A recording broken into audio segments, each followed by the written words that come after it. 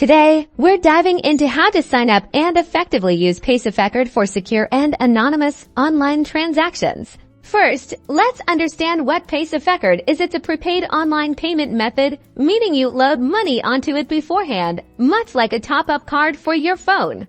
This allows you to pay without entering credit card information or bank details directly on various websites globally. To start, you need to purchase a Paysafecard PIN. You can find sales outlets near you by visiting the official Paysafecard website and using their store locator. These pins come in various denominations, and you simply buy one like any other product. Make sure to keep the receipt or the card with the PIN secure.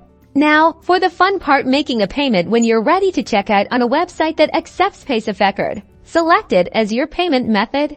A secure window will then appear, asking you to enter your 16-digit Paysafecard PIN. Carefully input the numbers from your purchase card or receipt. Once you've entered the PIN, confirm the payment, and your transaction is complete. Simple as that, and without exposing your banking information.